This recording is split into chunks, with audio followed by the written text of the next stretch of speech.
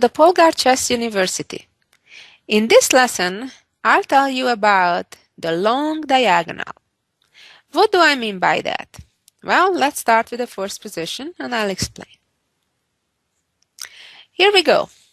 In this position, we can see that both white and black bishops are on the longest diagonal of the board. However, there is a major difference between the two positions. White has already weakened himself by playing g2 to g3 earlier in the game. Not having a bishop in front of that pawn on g2, while black having a light squared bishop, creates a major weakness all along these light squares in white's camp. But how can black take advantage of this situation? Ideally is to create a battery between that black bishop on b7 and the queen. So therefore, the move would be moving the queen to d5, and that is the best move here. With this move, black right away threatens to give checkmate on either g2 or h1. White is in major trouble. For example, moving the knight to f4 wouldn't solve the problem because it would only stop one of the two checkmate threats. The other one would still be around.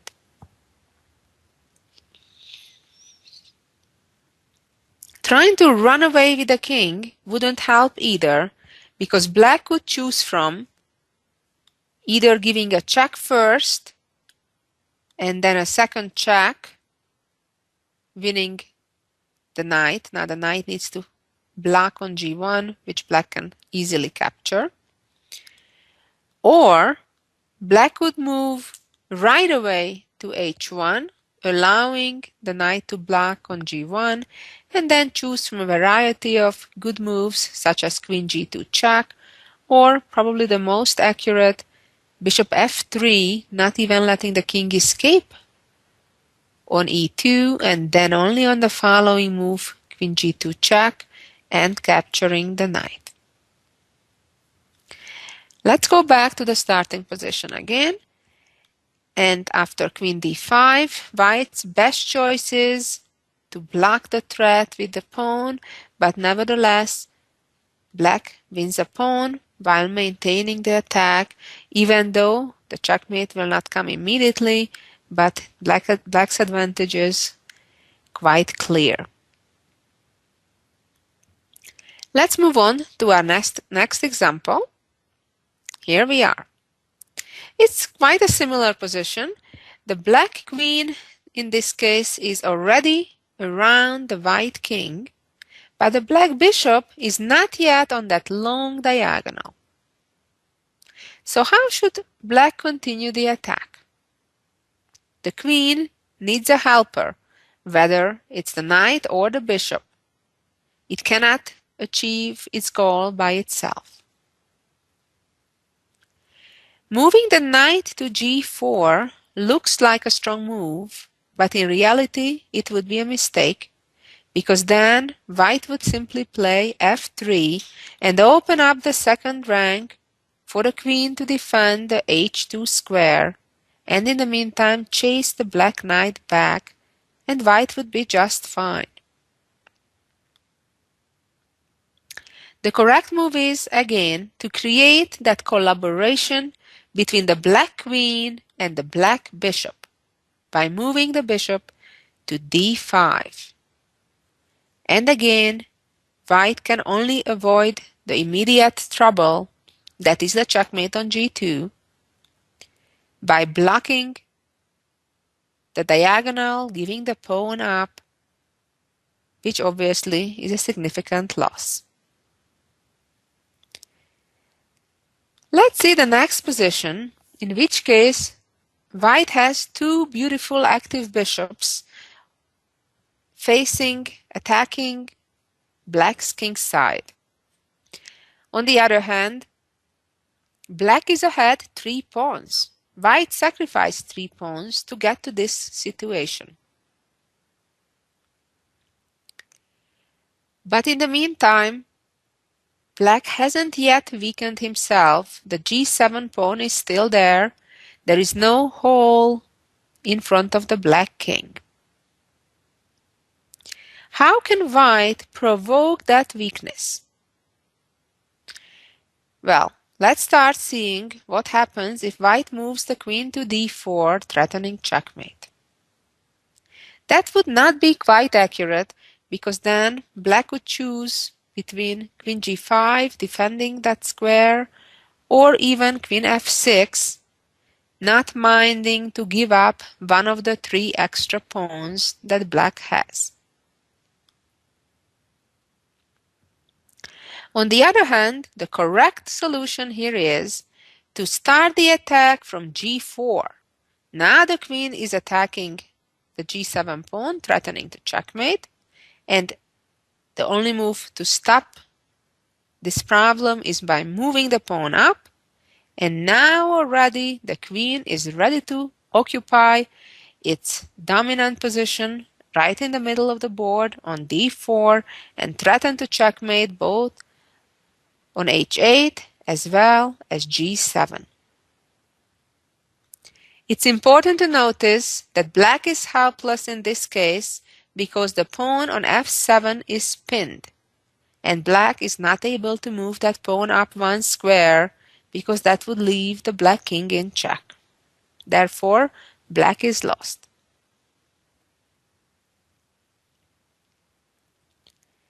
Let's see the next position, which demonstrates a very typical sacrifice that shows the power of a bishop being on a long diagonal when black already moved his g-pawn and doesn't have the proper control of the squares, the dark squares around his king.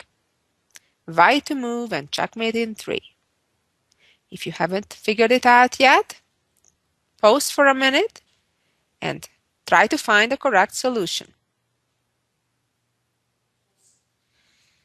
In this position, there are several moves that look good for white, but only one that actually does the job. Obviously, the black knight is protecting the g7 square for now, and removing that knight would not be the correct solution because the f7 pawn could recapture, and then the queen is guarding the g7 square. Neither would rook h3 be sufficient, because then again black could move the pawn up to f6 and therewith protect the pawn on h7 with the queen. So the only correct solution is sacrificing our queen. And when king captures, then rook h3, king g8, and a beautiful checkmate right in the corner. A very typical combination that happens in many games. Let's see the next position, which builds on this same idea.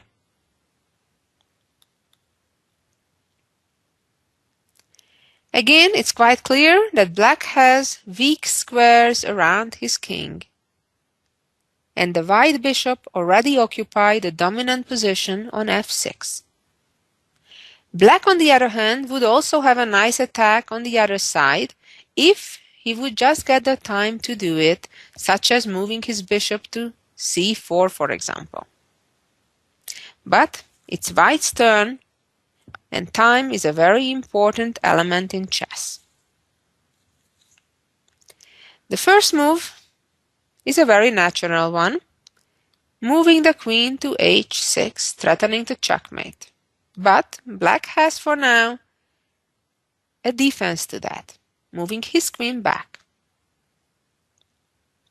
And just like we learned in the previous position, white again can sacrifice his queen. But Now it's a bit more complex than it was in the previous position, because after king takes and rook check, black has the option to block the check. However, white was prepared for that, and even though black is a rook ahead now, white is who checkmates after rook h1.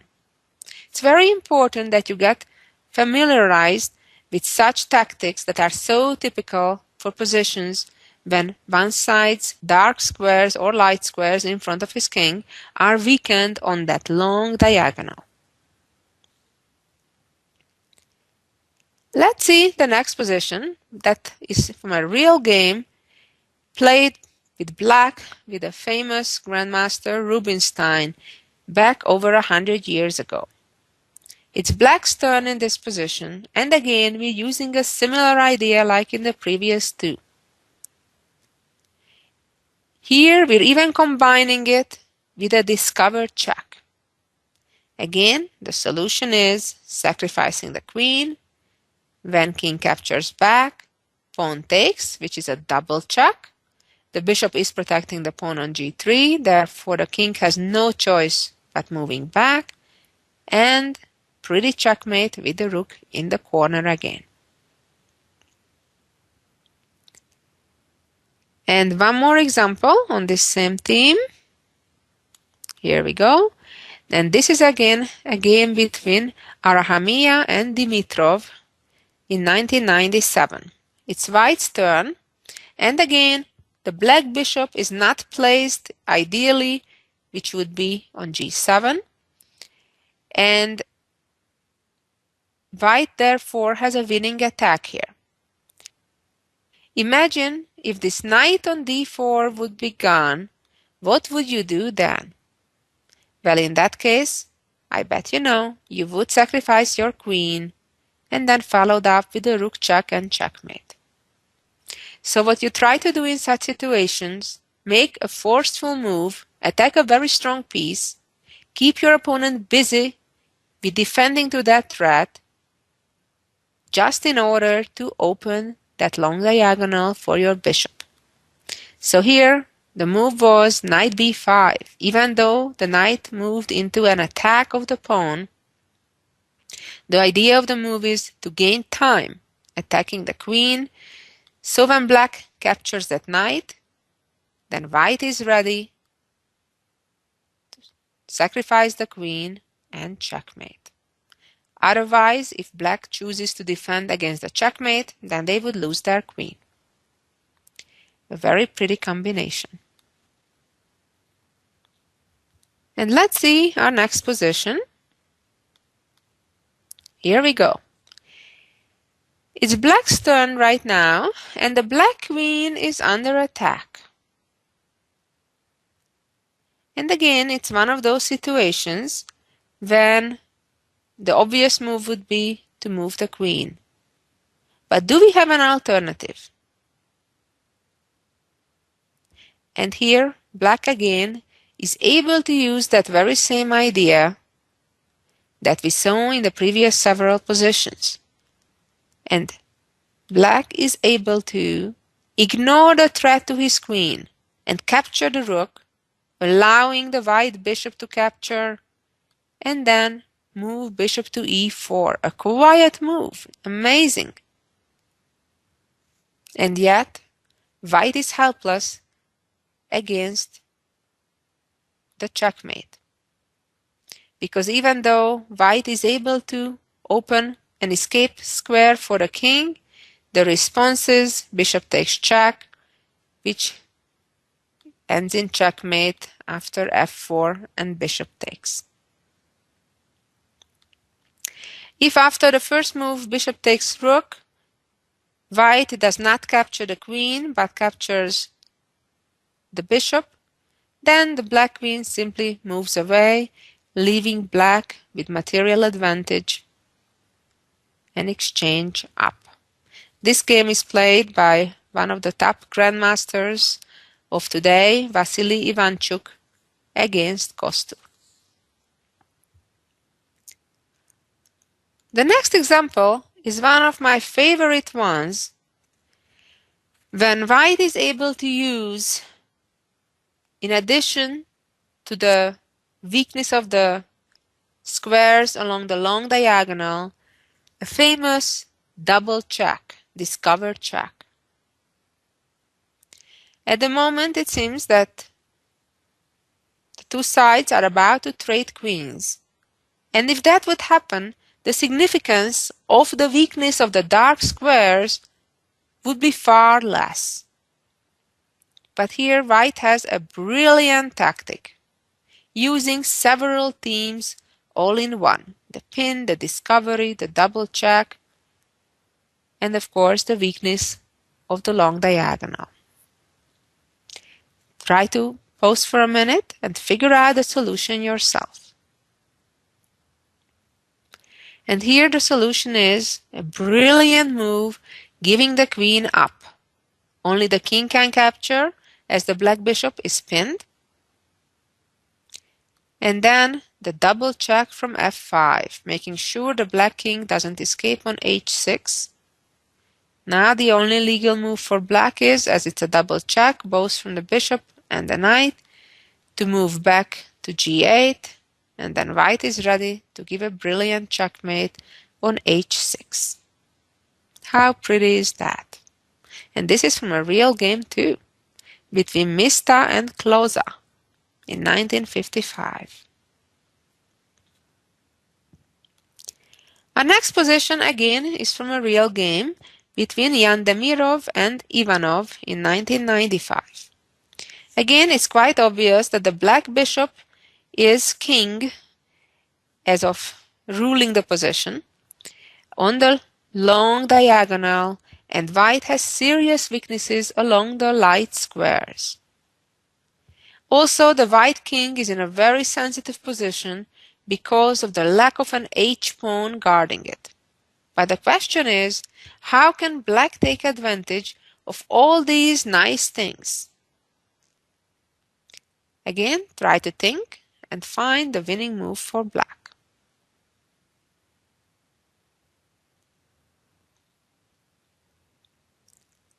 In this position, since white's h-pawn is missing, if black could get a rook or a queen to that file to attack the white king, that would pretty much end the game.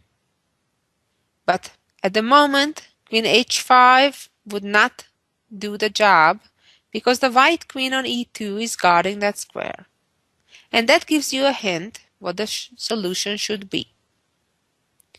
All black needs to do is deflect the white queen from the h5 square.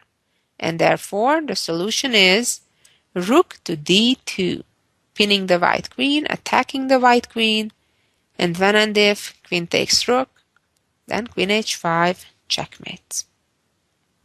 I hope you enjoyed these tactical examples showing the tremendous power a bishop, and especially in combination with the queen, can accomplish on a long diagonal that are weakened by white already moving his g-pawn, or of course it could be on the queen side, the b-pawn. After all these quite tactical examples, let's see a famous game between two greats of chess, the former world champion Smyslov and the multiple challenger for world championship Viktor Korchnoi. They played this game in 1975.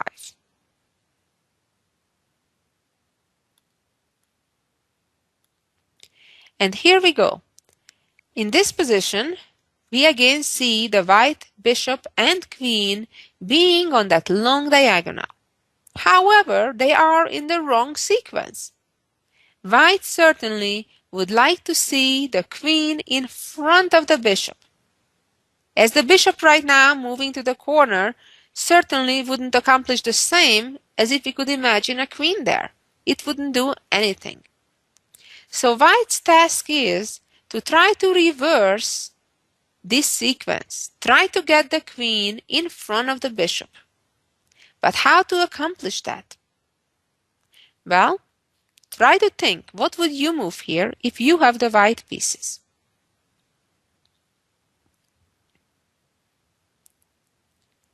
Since you know the goal, the road of getting there shouldn't be that difficult.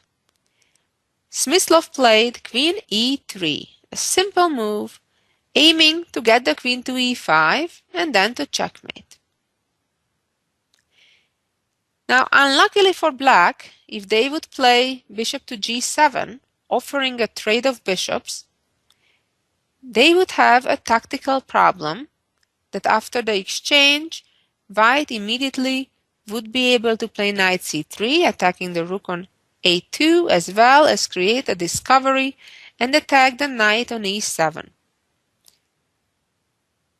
And at best, Black could play rook a3, and after the exchange on e7, get the knight, but nevertheless, White would be winning after bishop d5 using the pin.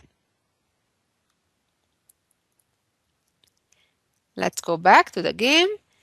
After queen e3, Black in the actual game played bishop to d5. The idea being that if now White plays queen e5, Black would be hoping to trade bishops and queens as well. As I said, in the situations when we're talking about the weakness of the long diagonal of the weak squares around the king, if the queens are off the board, the defensive side is out of most of the trouble. Therefore, in this position, Smyslov played for a better move, and that was knight to c3, attacking the rook on a2 as well as putting pressure on the bishop on d5 at the same time. Black made a tricky move, captured the bishop on g2. It would be a mistake for White now to be greedy and capture the rook on a2, because it would give Black unnecessary counter chances with now playing f4, opening up the queen's diagonal to the pawn on h3. Smyslov simply captured the bishop instead, sticking to his plan. And now, when the rook retreated, White was ready to finally get the queen in front of the bishop and ready to threaten to get the queen to h8. Black is in a pretty bad shape and cannot avoid at least losing a pawn very, very soon. Black responded with king f7, when came queen h8, going after that pawn on h7. Moving the pawn up right now to h5 wouldn't really help, avoiding losing a pawn, because after check and king e8, thanks to the pin along the e file, White would simply be able to capture the pawn on g6 with a check, and Black wouldn't have saved anything. So in this position, Black gave up on the pawn on h7 and played queen d6, protecting at least the pawn on g6. Came queen takes pawn, king e8, bishop e5, and basically it's quite clear that White's position improved greatly, won a pawn while the Black king is in major trouble, and White won the game very, very soon. And finally, let's see the jewel of the week. Here we go.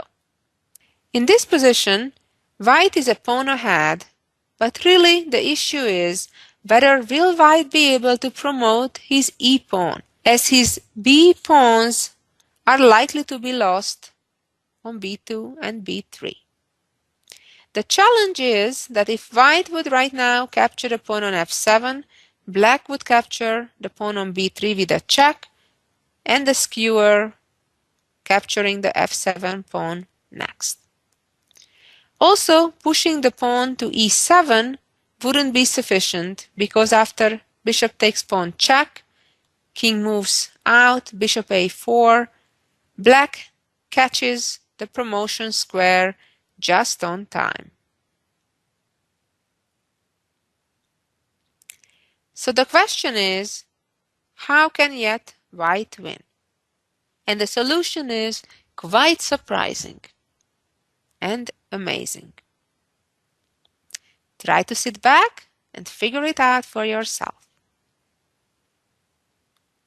The solution is bishop a5 check. Wow, but what does this do? Just gives up a bishop and still stuck with the same problems, isn't it?